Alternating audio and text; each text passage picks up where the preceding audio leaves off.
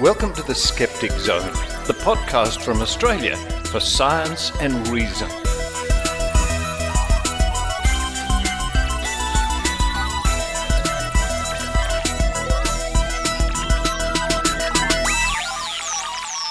Yes, it's the Skeptic Zone podcast, episode number 740 for the 11th of December 2022. Richard Saunders coming to you from looking out the window. Says the weekly weather report, sunny blue skies. So Maynard, you can rest easy. Sunny blue skies here in Sydney, although cool for this time of the year, I am not complaining.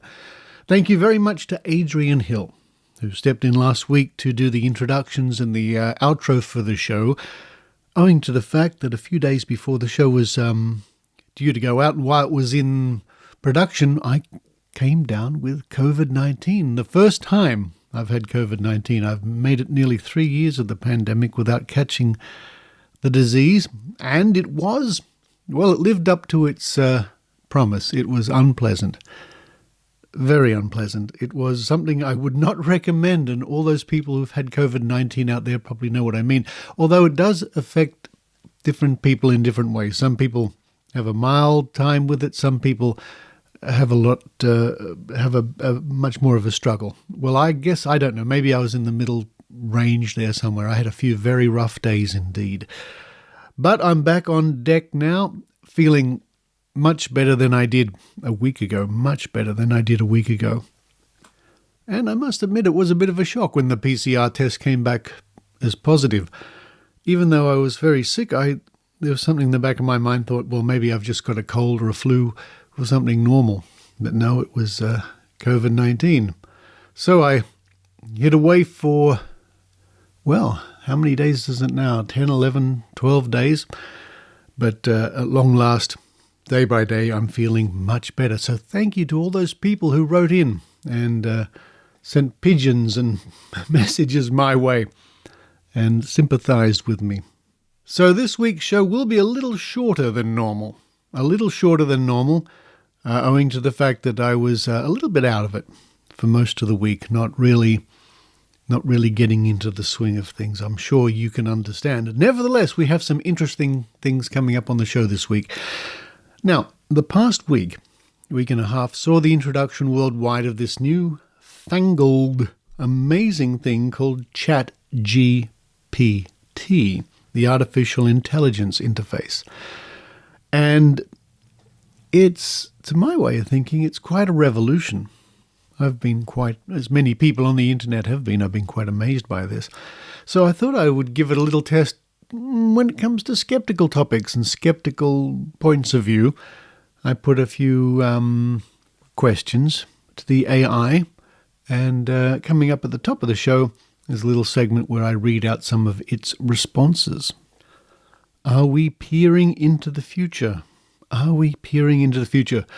Find out at the top of the show. Following that, it's a little segment I recorded with the European Skeptics Podcast people in Sydney a couple of weeks ago as part of their big Australian trip.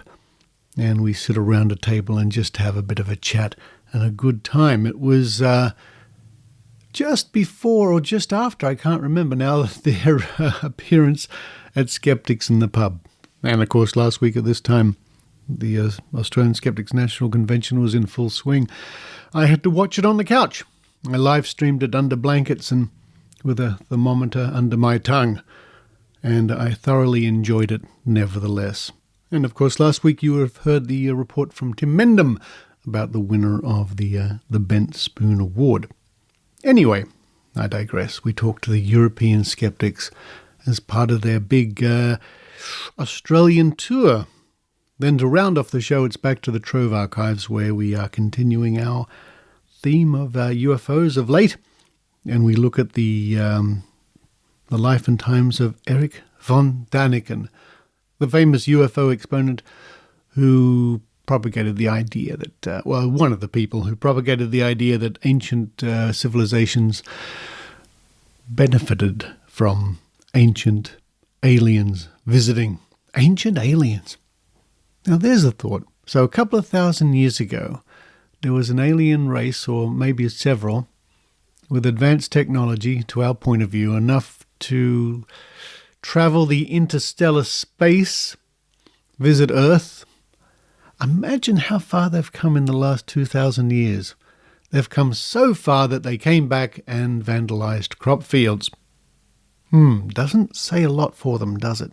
Anyway, we look at some of the newspaper articles concerning Erich von Daniken.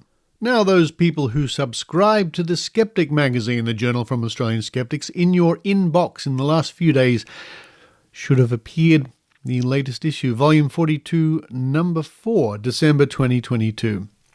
And some of the articles you can look forward to reading if you're a subscriber to this magazine. The physical copy should be arriving in your letterbox before long. Another look at the Mind Body Wallet Festival, this time in Melbourne. A report on the history of snake oil. Another look at exorcism, an audience with the devil, the case studies. A report about the 27 Club.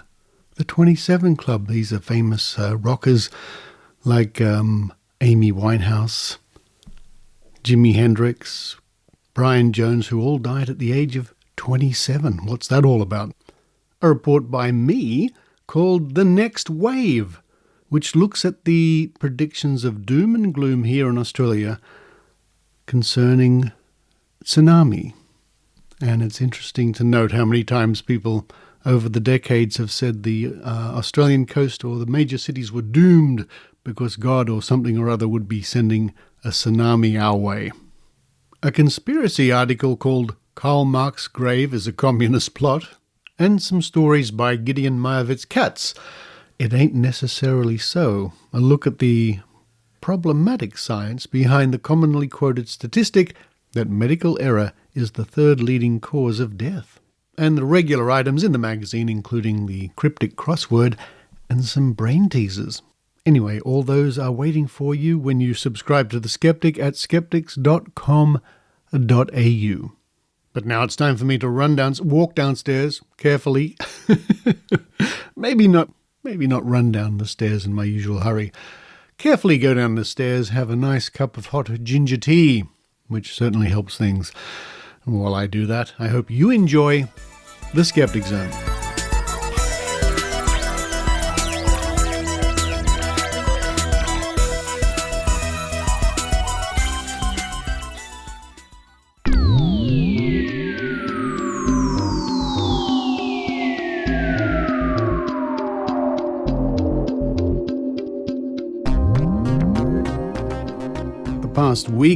The past week for me, the first week of December, will be memorable for many reasons. 1, I wasn't able to attend the Australian Skeptics National Convention because 2, I contracted COVID-19 for the first time. And it was, without going into all the details, somewhat unpleasant. But it did give me time to sit on the couch a lot. And reason number 3, I will remember the past week, and maybe more people will remember it too, is it saw the introduction of a certain interface called ChatGPT. And this is where you can input written plain English, and it answers your questions, will write code, will write poetry, will tell you stories, and it's one of those things where as they say, the internet has gone bonkers, or people around the world are now raving about this ChatGPT artificial intelligence. So I thought I would have a look. And yeah, I'm impressed too. And maybe this is the start of something we can't even imagine. Maybe it's not, but I thought I would try it out with some interesting ideas I put its way. Now, I don't write much code anymore, but I have been asking it how to write things in various codes, and it seems to do a reasonable job, and people online have reported it does an amazing job at writing bits of code in various languages. So I thought I'd put a few questions to it. So I wrote in the little entry box there, I said, write a blurb for a skeptical podcast from Australia. And this is what it wrote in a matter of about 10 seconds.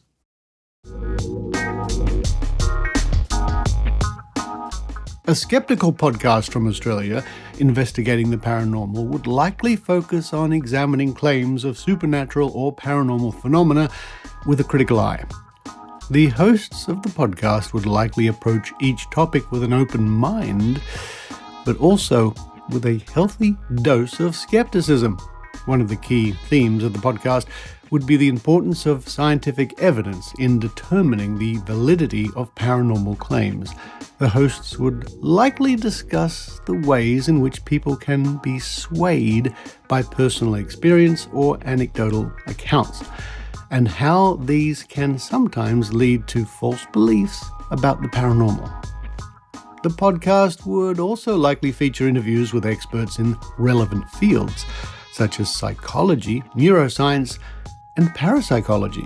These experts would provide insights into the underlying causes of paranormal experiences and help the hosts to better understand the scientific basis of these phenomena. Additionally, the podcast would likely address common misconceptions about the paranormal, such as the idea that ghosts are the spirits of deceased individuals. The hosts would likely use scientific evidence to debunk these misconceptions and provide a more rational explanation for paranormal phenomena. Overall, a skeptical podcast from Australia investigating the paranormal would provide a unique and informative perspective on this fascinating subject. By examining paranormal claims with a critical eye and using scientific evidence to support their conclusions, the hosts of the podcast would offer valuable insights into the nature of these mysterious phenomena.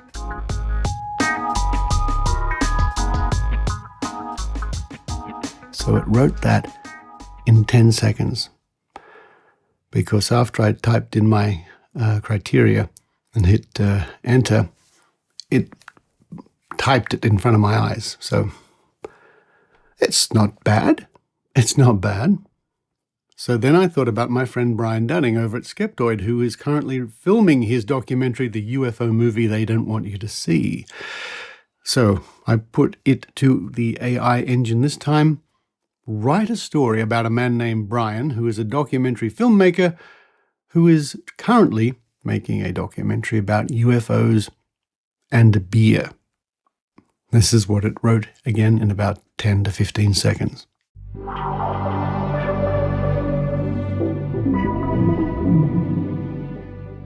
Brian was a documentary filmmaker with a passion for the strange and the unknown. For his latest topic, he had decided to explore the world of UFOs and beer.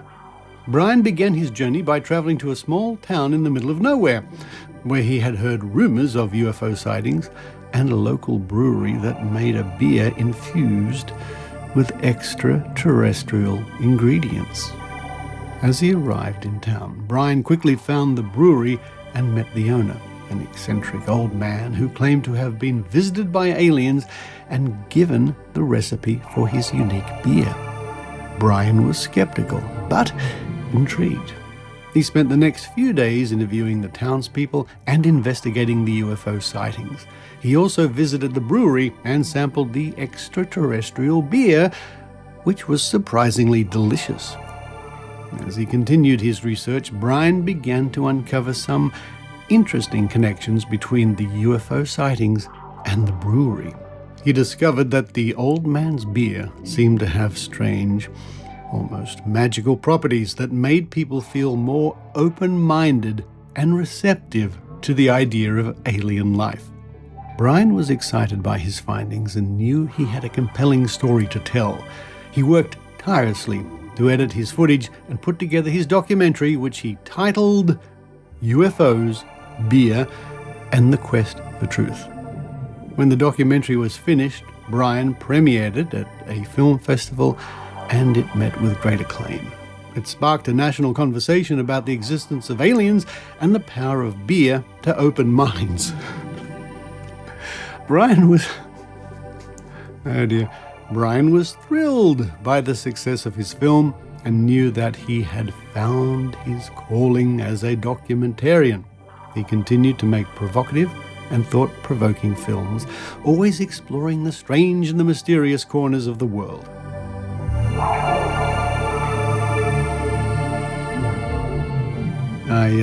I sent that text off to Brian, and he said he might have to use some of those ideas. So then I thought I'd put a more serious question to it, and I said, please write a little essay about why people cannot accept the fact, or what should we say, the strong possibility, that aliens and UFOs are not visiting the Earth. So, not a frivolous question at all. It's a very serious question. And this is what it wrote again, 10 to 15 seconds later.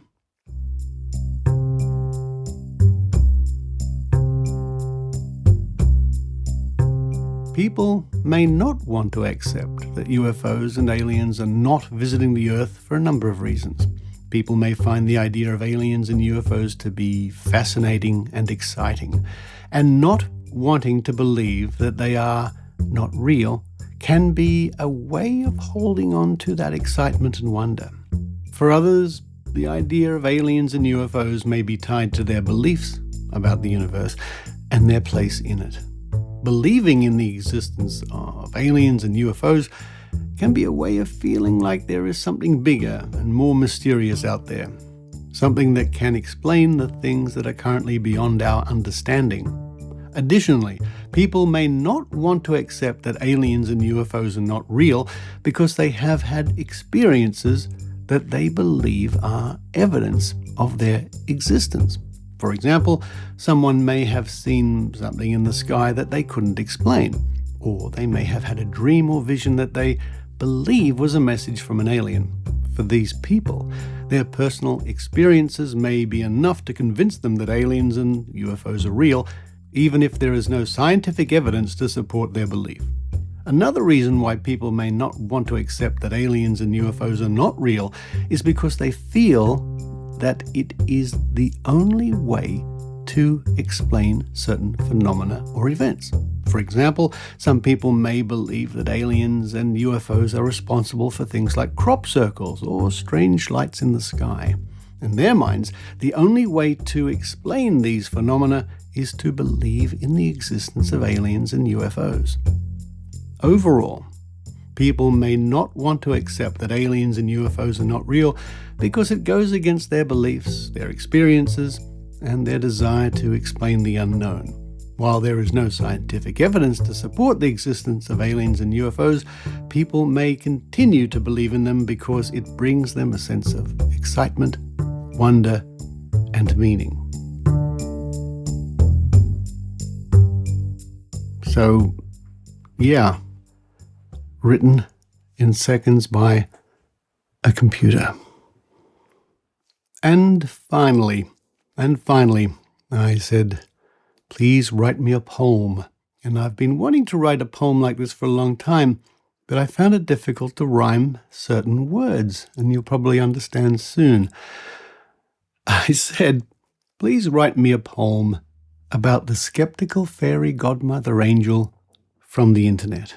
And here's what it said.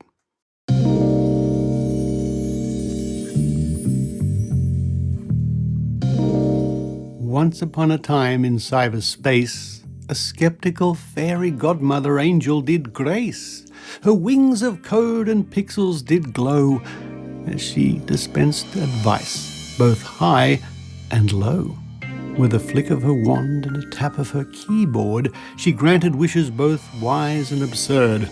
But her skepticism ever remained as she offered counsel, both witty and plain. For she knew the dangers of the digital realm, where truth and falsehood often overwhelm, and so she offered guidance with a careful eye to protect the naive from the online lies. But though she may be skeptical at times, her heart was pure and her intentions fine, for she sought to help and to guide as a fairy godmother angel from the internet inside.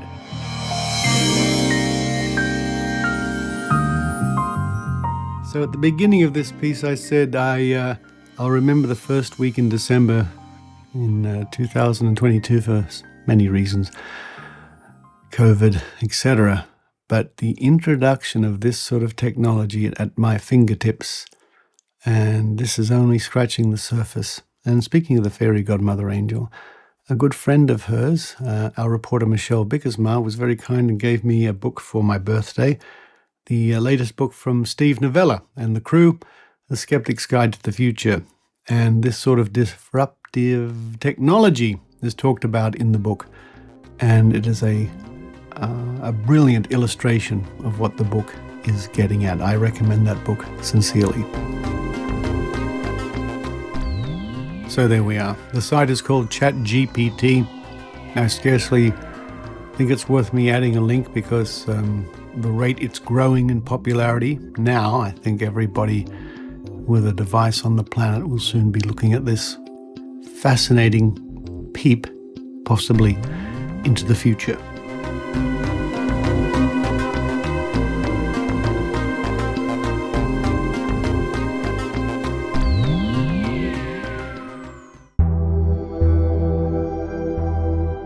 Hi there, I'm Abhijit and I host the Rationable podcast on BeRationable.com. Every couple of weeks, I science the hell out of alternative medicines, health and nutrition fads, social media forwards, science news, and lots more. Of course, you can find all of my articles, podcast episodes, and lots more on www.berationable.com. See you there, and until then, always be rationable.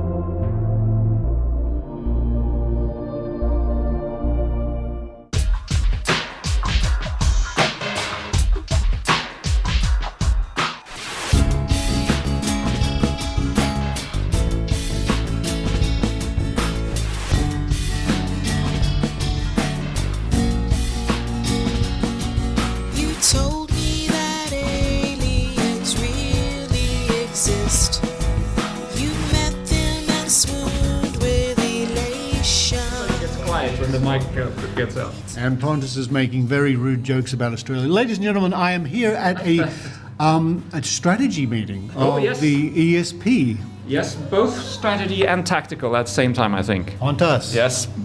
Yeah. So I'm very happy to be here in Australia. So finally, my friend that I have been friends with for many years, but I didn't really know if he existed because we've never been in the same room together. Well, people were wondering, actually. Yes, so it was a big thing to get photographed together because there's a rumor also that we are the same person. Well, the people on the internet, I've read it, said it's a conspiracy. Yes. It's photoshopped. It's just... But it's true that my daughter actually commented on Facebook, so which one is my father, she said. Yeah. I wrote back saying, it's me. Yeah, and she bought it. She did, because she writes to me and says, dear father, so... No, but it's great to finally be here. It's almost a lifelong dream to get to be here in Australia. First time in Australia, right? First time in Australia. First time meeting the famous Richard Saunders and all the other lovely skeptical people here. We've all, and I'll talk to you in a second, Annika. I know that, but I'm doing it for that museum. He's trying to teach me how to podcast. It's not going well. No. We've all done so much in a few days. Yes, we have. Yes, and we're just getting started. So the first official event is tonight. Yes. Yeah. Skeptics in the pub. Meeting Dr. Carl. Looking forward to that very much. It's going to be great. Oh, there's a running little baby right behind me. Yeah. It's the famous Luna, and I'll talk to the famous Annika. Hello. Hi. And it's great to meet you for the first time too. Yeah, I'm really thrilled to be here too. I mean, for me it was the fourth time to come to Australia because my husband is Australian, but I'm really thrilled to have more skeptical contacts now. Yeah. So I'm really having a blast. It's really wonderful to be here, and I'm really thankful for the opportunity. And you've been here for a few weeks? Yeah, I've been here for a couple of weeks. I've been with my in-laws, caught up with them, and yeah, now I'm here. So it's a wonderful way to get over jet lag, right? Yeah, especially when traveling with a toddler. It's very important to get out of the jet lag first and then do the tour, because otherwise everyone here would have regretted it. But all of you, you've got such a big schedule. I mean, tonight is Skeptics in the Pub, which is your first official engagement. Then tomorrow, flying down to Melbourne. Yes, tomorrow we fly down to Melbourne. We also have an event on Friday, tomorrow, in Melbourne. Then we stay until Monday, and then we go to Gold Coast. And in the moment we land, we basically travel to Brisbane, have an event there. Then I think we have a few days of rest. Then we have another event at the Gold Coast. Then we fly to Canberra, and then the convention happens in Canberra. So we're really excited and stoked for that. Luna is running around like Supergirl at the moment. She's got this big cape. Supergirl. Hello. Oh, she blew a kiss to the microphone. Hello. Hallo. Oh, there we go. There we go. The youngest skeptical podcaster. Nochmal? Ja. Sag mal, Richard. Ja, ja. Close enough, folks. Hallo. Sag mal, Pontus. Foto. Sag mal, Andras. Adede. Sag mal, Cody. Kolle.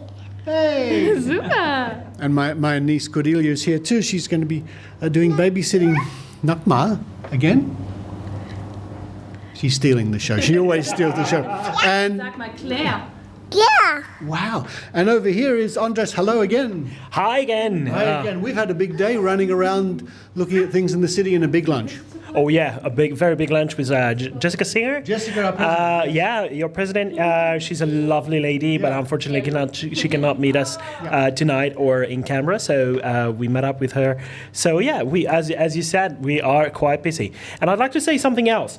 Now that you mentioned Supergirl and not being in the same room for two people, I'd like to mention that nobody has ever seen me and Batman in the same room together. This is very true. This is very true. We'll have to ponder that one, folks. This is very true. Just putting out there. So the ESP would like to leave you with a song. Oh. The Skeptic Zone. No, I was thinking, you told me that aliens really exist. You met them and swooned with elation. They took you to Pluto and boy were they pissed. You voted while on their vacation. Yeah. Thank you. Your results are so hazy. They can't even... You're driving me crazy. Well, I suggest you listen to the song, folks, if you have to. ESP, thank you. Thank you. Hey. The results are so hazy, it's driving me crazy. I don't know how you can believe. Your results are so hazy, you're driving me crazy. Guess which one of us is deceived? The results are so hazy, it's driving me crazy. I don't know how you can believe. Your results are so hazy, it's driving me crazy. Guess which one of us is deceived? You're driving me crazy, you're driving me crazy. I don't know how you can believe.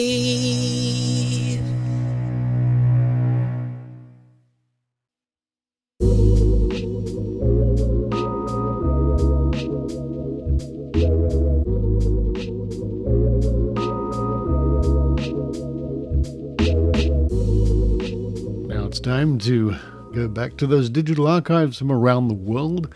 In the segment we call Trove, because normally we are utilising the Trove resource from Australia, from the National Library of Australia and the Australian government at trove.nla.gov.au, free for anybody to use around the world. Well, I guess. I mean, unless you're in one of those countries with restricted access to the internet. Nevertheless, Trove is a wonderful portal, resource, gateway, where we discover all sorts of things bound up in the digital archives. And today, with our current theme of, UFOs, we're looking at UFOs, and then we're looking at Stanton Friedman just the other week. This week, continuing the theme, we're going to be looking at Erich von Daniken.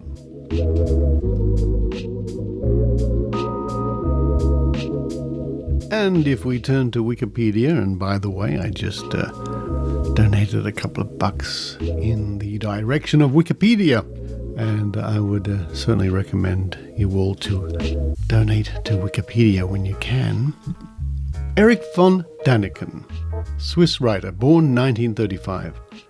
Erich Anton Paul von Daniken, a Swiss author of several books which make claims about extraterrestrial influences on early human culture, including the best-selling Chariots of the Gods, published in 1968. 1968, I didn't know it was that old.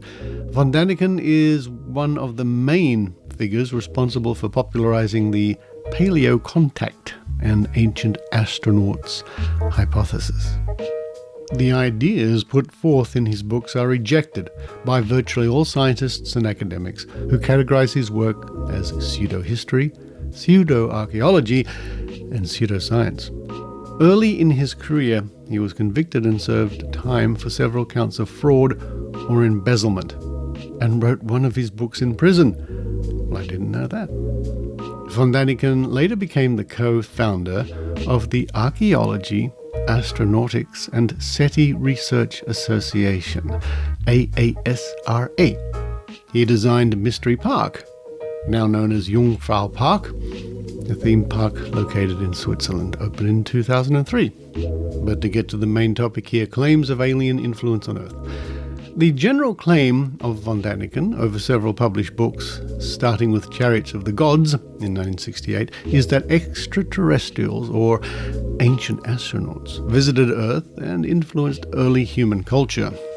Von Daniken writes about his belief that structures such as the Egyptian pyramids, Stonehenge, and other ancient wonders are the products of higher technological knowledge than is presumed to have existed at the times they were manufactured. He also describes ancient artwork throughout the world as containing depictions of astronauts, air and space vehicles, extraterrestrials, and complex technology. Von Daniken explains the origins of religions as reactions to contact with an alien race, and offers interpretations of sections of the Old Testament of the Bible.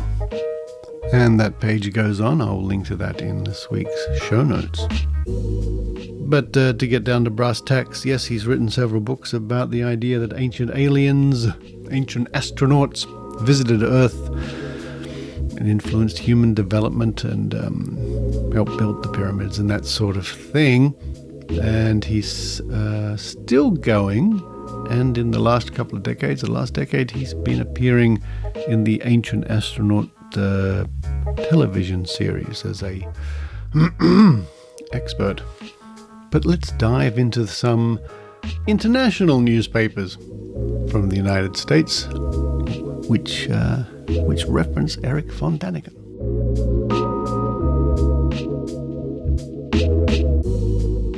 And the first one comes from the 28th of February 1973, Hattiesburg, American. Alien astronauts theory backed up by bestsellers. New York, Associated Press. Erich von Daniken insists that alien astronauts visited the Earth in ancient times. To back him up, he has a pair of worldwide bestsellers that have recently become paperback phenomena in this country. Maybe not all the theories in my books are correct, von Daniken said in an interview here Monday. But there is no doubt we were visited from outer space long time ago. Von Daniken, 37, a Swiss innkeeper by trade with no formal higher education, wraps an old theory with new words in his books. The theory is that visitors from other worlds landed on Earth in prehistoric times, created the remnants of human society, and departed. Chariots of the Gods and Gods from Outer Space, von Daniken's books, were published in Europe in the late 1960s. Translated into 32 languages, they have now sold more than 20 million copies, according to the Trade News Service, a publishing industry magazine. The American editions, published in 1970 and 1971, enjoyed relatively good sales. More than 1 million paperback copies of Chariots of the Gods have been sold at the end of last year. Early in January, a film based on the book was shown on network television. Sales soared. From nowhere, Chariots of the Gods suddenly appeared as the second best-selling non-fiction paperback in the country on the New York Times list. A survey of campus book stories by the Chronicle of Higher Education ranked it third in sales this month. It was not among the top 10 campus sellers last month. Von Daniken said religious doubts first caused him to question traditional explanations of man's past. Raised in a strict Catholic home, he began to wonder about Old Testament references to gods instead of a singular God, and about the actual events that inspired the biblical writers. Examining the holy books and mythologies of ancient peoples, von Daniken said he concluded that the often mentioned gods and fiery chariots were astronauts in spaceships. They took such men as the prophet Ezekiel for rides into space and used nuclear weapons to purge the earth of such undesirables as the citizens of Sodom and Gomorrah, he said. Travelling the world for a decade to look for himself, von Daniken decided that these prehistoric space visitors left behind great monuments and statues from Egypt to Easter Island. Works, he said, early men could not have created without help. And our next reference comes from something called La Crosse Sunday Tribune. It's dated from 1976, from the 3rd of October. Space travelers to be subject at planetarium. The October program at the University of Wisconsin La Crosse Planetarium is von Daniken's Myths. It will be presented at 7 p.m. Monday and be repeated on succeeding Mondays in the month. According to Robert Allen, planetarium director, planets, bright stars, and some of the constellations in the current early evening sky will be pointed out in the first part of the program. The remainder of the program will be a critical look at author Erich von Daniken's speculations on the possibility of past visits to the Earth by extraterrestrial beings. No one will be admitted once the program has begun, Allen said. The planetarium is located in the basement of the Cowley Hall of Science on the UWL campus. And finally, we turn to the pages of the Radford Times. Do you hear that, Ben Radford? There's a connection there, I'm sure. February the 13th, 1977. Local reviewer takes a closer look at von Daniken. The Space Gods Revealed. A close look at the theories of Erich von Daniken, by Ronald Story, Harper and Row, 1976. The first translation of Erich von Daniken's Chariots of the Gods was published in the United States in 1970. It enjoyed only minor success until NBC TV aired its special, In Search of Ancient Astronauts, on January the 5th, 1973. Within 48 hours, Bantam Books sold more than 250,000 copies of Chariots of the Gods. Von Daniken has since published 4 other works and enjoyed astounding success, especially with young people. His ideas appeared as 2 motion pictures and several national lecture tours, including a visit to Radford College last spring. Von Daniken's theory is that Earth has been visited by extraterrestrial beings a number of times in the past. These gods were responsible for the evolutionary jump from ape to man and for most of the mysteries of ancient history, from the pyramids to Atlantis. His books offer evidence for his beliefs in the form of citations from the Bible and other religious texts, and from examination of artifacts and archaeological discoveries. In spite of their growing popularity, the scientific community remained strangely silent about von Daniken's theories until recently. Ronald Story's The Space Gods Revealed is the best response to the ancient astronaut theory. Story methodically examines chariots of the gods and concludes that von Daniken deliberately misrepresents facts, gives evidence which is out of context, and omits important information. He is uninformed in many areas about which he writes, and in some cases untruthful about his research. When combined with von Daniken's August 1974 interview in Playboy, Story's book reduces the theories to pure nonsense. Story vividly shows that von Daniken relied heavily on the works of uninformed predecessors. Now, I'll just cut in here quickly to say that that reminds me what Brian Dunning has mentioned to me, and I think he's mentioned to his audience, that many books are just built upon the shaky foundation of past books, which have themselves been built upon shaky foundation. In other words, once a myth gets out there and is reported as fact, and that's repeated and repeated. We read on. This same type of plagiarism built and destroyed the myth of the Bermuda Triangle.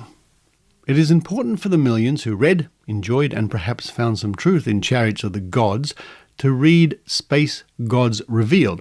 As Story points out, von Daniken's theories appealed to an audience which wanted to believe in extraterrestrial intelligence. Perhaps subconsciously they believed that if ancient astronauts made our civilization, they would return to alleviate its current problems. Obviously, there is a great danger in relying on this new salvation and ignoring problems. Another popular culture myth has been shattered.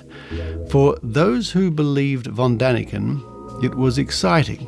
Now that the ancient astronaut theory has been destroyed, what next? Gary Lewis, Radford College Library. Wow, that was from 1977. And, well, I mean, how do you destroy an idea? Once the idea's gotten out there and became popular with best-selling books, there are still lots of people out there who still believe in the ancient astronaut theory.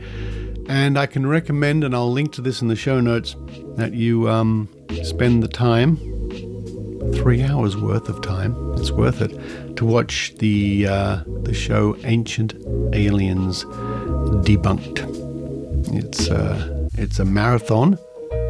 You watch it in chunks, but it methodically picks apart the arguments put forward by the ancient astronaut people. It's quite something. Oh yes, I very well remember watching that movie many years ago, probably in the 1970s, Chariots of the Gods. And I only mentioned this the other month when I was a guest on the Skeptic's Guide to the Universe podcast, that it's interesting that the Chariots of the Gods at the time were making analogies to 1970s space technology as used by the ancients, because they couldn't think of, it hasn't been invented yet. So apparently the ancient astronauts used something to the equivalent of the Apollo landers and things like that. Come on, guys, get with the program. Now, don't forget, you can look up all sorts of interesting things regarding ancient astronauts or whatever you wish at various online newspaper archives from around the world, because you never know. You never know what you might find.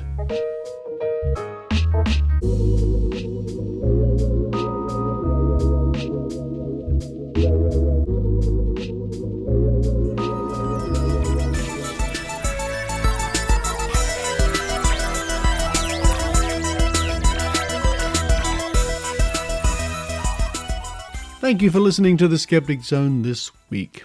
Next week's show and the show after that will be coming to you from Berkeley, California, where I'm going to be flying over soon to attend to some bits and pieces in that neck of the woods. Hope to catch up with some friends in the Bay Area. So who knows, the show might have an American spin. Certainly looking forward to seeing my old friend, Dr. Eugenie Scott. Thank you to those people who continue to support the Skeptic Zone through thick and thin at skepticzone.tv via Patreon or PayPal. Your contribution, as I like to say, and, well, because it's true, your contribution means the show can keep going every week. Even if I don't keep going sometimes, at least the show does. In any case, for this week, this is Richard Saunders signing off from Sydney, Australia. You've been listening to the Skeptic Zone podcast. Please visit our website at www.skepticzone.tv for show notes, contacts, and to access the back catalogue of episodes going back to 2008. You can follow the Skeptic Zone podcast on Twitter at Skeptic Zone, visit our Facebook page, or leave a review on iTunes.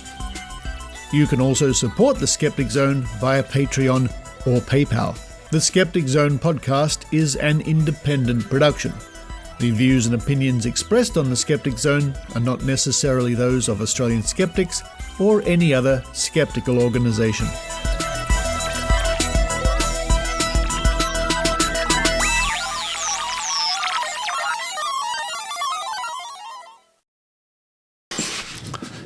Hello to those people who listen after the music for the occasional roll of the Skeptic Zone dice. 10-sided die. I'm going to roll it 3 times in my dice rolling machine. And you use your magical predicting World Cup soccer powers or whatever it is and see if you can guess which number comes up. Rolling it 3 times. Here we go. Roll number 1. 7. First number is 7. Roll number 2. Coming up. Guess away. 3. One more roll. Here it comes. 8. What a spread it is this week. 7, 3, and 8. And the supplementary. The last roll, just for fun. Have another guess. I wonder if anybody's got 7, 3, and 8. Here we go. 1. A very even spread this week. 7, 3, 8, and 1.